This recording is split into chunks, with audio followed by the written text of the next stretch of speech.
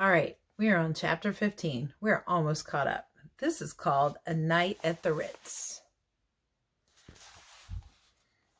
When the desk clerk at the Ritz Hotel saw the boatman entering the lobby, followed by an enormous snow-white swan with a black beak, the clerk didn't like it at all. The clerk was a carefully dressed man, very neat, his hair nicely combed. The boatman stepped boldly up to the desk. "I'd like a single room for tonight for my friend here," said the boatman. The clerk shook his head. "No birds," he said. "The Ritz doesn't take birds." "You take celebrities, don't you?" asked the boatman. "Certainly," replied the clerk. "You'd take Richard Burton and Elizabeth Taylor, wouldn't you, if they wanted to spend the night?" "Of course," replied the clerk. "You'd take Queen Elizabeth, wouldn't you?" "Of course." "Okay," said the boatman. "My friend here is a celebrity. He is a famous musician. He created a sensation in the public garden this afternoon. You must have heard the commotion. He's a trumpeter Swan and plays like the great Armstrong." The clerk gazed suspiciously at Lewis. "Has he any luggage?" asked the clerk. "Luggage!" cried the boatman. "Take a look at him. Look at the stuff he's got with him." "Well, I don't know," said the clerk, staring at Lewis's possessions, his trumpet, his money bag, his slate, his chalk pencil, his life-saving medal. "A bird is a bird. How do I know he hasn't got lice? Birds often have lice. The Ritz won't take anybody that has lice." "Lice?" roared the boatman. "Did you ever see a cleaner guest in your whole life? Look at him. He's immaculate." At this, Lewis held his slate up to the clerk. "No lice," he wrote. The clerk stared in amazement. He was beginning to weaken. "Well, I have to be careful," he said to the boatman. "You say he's a celebrity. How do I know he's famous? You may be just kidding me about that." Just then, 3 young girls entered the lobby. They were giggling and squealing. One of them pointed at Lewis. "There he is," she screamed. "There he is. I'll get his autograph." The girl rushed up to Lewis. The first girl held out a pad and pencil. "May I have your autograph?" she asked. Lewis took the pencil. Very gracefully, he wrote "Lewis" on the pad. More squeals, more giggles, and the girls rushed away. The clerk watched in silence. "There," said the boatman. "Is he a celebrity or isn't he?" The clerk hesitated. He was beginning to think he would have to give Lewis a room. There's the 3 girls getting his autograph.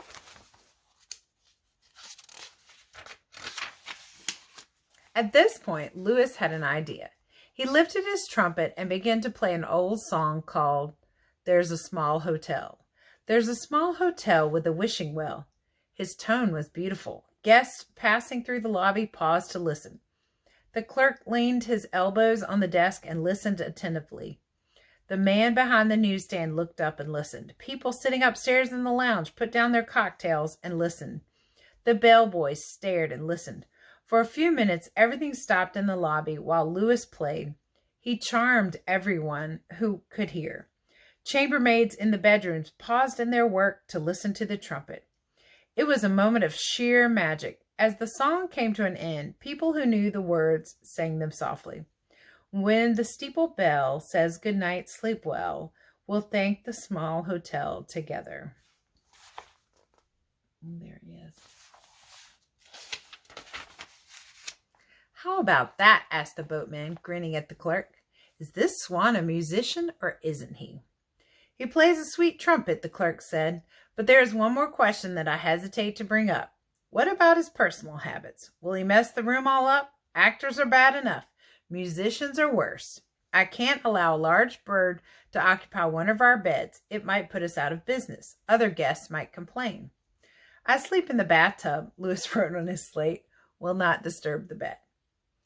The clerk shifted his weight from one foot to the other. "Who's going to pay the bill?" he asked. "I am," replied the boatman. "I'll be here early tomorrow morning when Lewis checks out." The clerk couldn't think of any more reasons for not letting the Swan have a room. "Very well," he said. "Sign the register, please." He handed Lewis a pen and a card. Lewis wrote, "Lewis the Swan, Upper Red Rock Lake, Montana." The clerk studied it. He seemed satisfied at last. He summoned a bellboy and handed him a key. "Take this gentleman to his room," he ordered. Lewis removed his medal, his trumpet, his slate, his chalk pencil, and his money bag, and handed them to the bellboy. Together they walked to the to the elevators. The boatman said goodbye. So Louis gets to stay the night at the Ritz-Carlton. Sleep well, Louis, called the boatman, and be ready to work promptly in the morning. Louis nodded. The elevator door opened. This way, sir, said the bellboy. They entered the elevator and waited for the door to close. A rich smell of perfume filled the air. Louis stood very still. Then he felt himself rising. The elevator stopped at the 7th floor, and the bellboy led Louis to a room, unlocked the door, and ushered him in. Here you are, sir, he said. Would you like a window open? The bellboy put Louis's luggage down, snapped on a few lights, opened a window, and laid the room key on the dresser. Then he waited. I guess he wants a tip, thought Louis, so he went to his money bag, loosened the drawstring, and took out $1. Thank you very much, sir, said the bellboy. Taking the $1, he went out and closed the door softly behind him. Louis was alone at last, alone in a room at the Ritz. Louis had never spent a night alone in a hotel. First he walked round and round, switching lights on and off, examining everything. In the writing desk, he found a few sheets of paper that said, Ritz-Carlton, Boston. He felt mussy and dirty, so he went to the bathroom, climbed into the tub, pulled the shower curtain across, and took a shower bath. It felt good and reminded him of the water fights he used to have with his brothers and sisters. He was careful not to splash any water out of the tub. When he was finished, he stood for a while, admiring the bath mat and preening his feathers. Then he felt hungry. On the wall of the bedroom, he found a button that said, Waiter. Louis put his beak against the button and pressed hard. In a few minutes, there was a knock at the door and a waiter entered. He was nicely dressed and tried not to show surprise at finding a Swan in the room. May I get you something? He asked. Louis picked up his chalk pencil. 12 watercress sandwiches, please, he wrote on the slate. The waiter thought for a moment. Are you expecting guests? He asked. Louis shook his head. And you want 12 watercress sandwiches? Louis nodded. Very good, sir, said the waiter. Do you wish them with mayonnaise? Louis didn't know what mayonnaise tasted like, but he thought fast.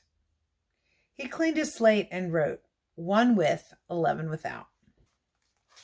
The waiter bowed and left the room. Half an hour later, he was back.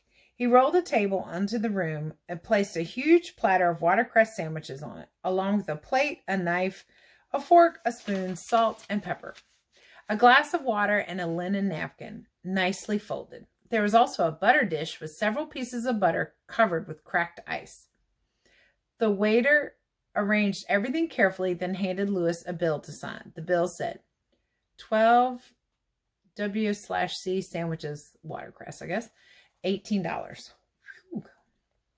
Goodness, thought Louis, this is an expensive place. I hope the boatman won't be mad when he sees this supper charge on the bill tomorrow morning. He borrowed a pencil from the waiter and signed the bill. Louis the Swan. The waiter took the bill and stood there waiting. Excuse me. I guess he wants a tip, thought Louis. So he opened his money bag again, drew out $2, and handed it to the waiter, who thanked him, bowed, and went away. Because a swan has such a long neck, the table was just the right height for Louis. He didn't need a chair. He ate his supper standing up.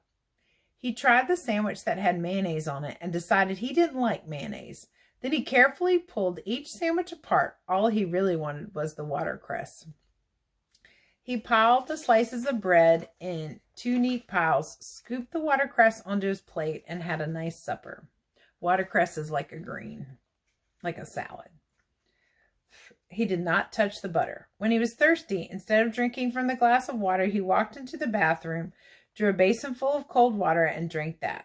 Then he took his napkin, wiped his beak, and pushed the table out of the way. He felt much better. To be all alone in a hotel room gives a person a cozy feeling and a feeling of importance. Louis felt great, but soon he began feeling rather lonely too. He thought of Sam Beaver.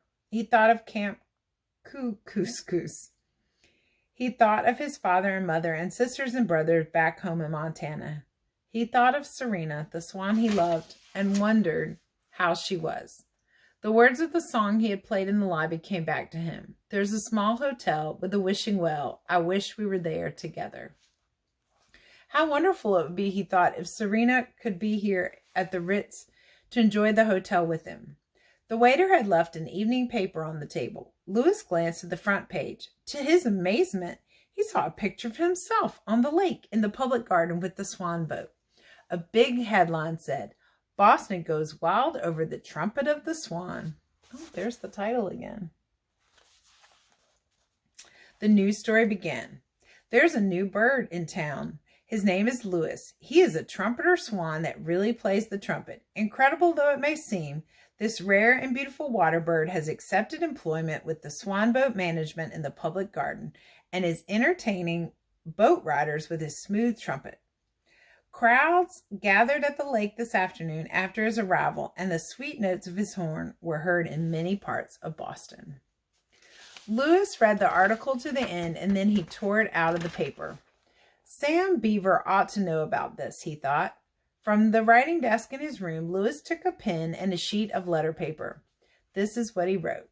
"Dear Sam, I'm spending the night at the Ritz in fashionable surroundings. You were right about Boston. It is very pleasant. I was able to find work as soon as I arrived. I am associated with the Swan boat at the salary of $100 a week. You may be interested in the enclosed clipping from today's paper. If all goes well, I'll soon have enough money to pay my father's debt to the music store, and then I will own the trumpet free and clear, and will hope that by blowing it passionately, I'll be able to make a favorable impression on the young female I am in love with. Then everybody will be happy. My father's honor will be restored, the music shop and billings will be repaid, and I can take a wife. I hope you are well. I miss you. A hotel room, even though it has every convenience, can be a lonely place. Your friend, Louis." Louis addressed an envelope to Sam, folded the letter, fitted the newspaper clipping in, and found a 6-cent stamp in his money bag. He sealed the envelope, pasted the stamp on, and dropped the letter in a mail chute outside the door of his room. Now I'll go to sleep, he thought. He went into the bathroom, used the toilet, then drew a tub of cold water in the bathtub. He couldn't get Serena out of his mind. How wonderful it'd be if she were here. Oh, if only she were here. Before settling down for the night, he picked up his trumpet and played the song he had composed for her when he was in Ontario. "Oh, ever in the gleaming spring, by bank and bow retiring, for love shall I be sorrowing, and swans of my desiring."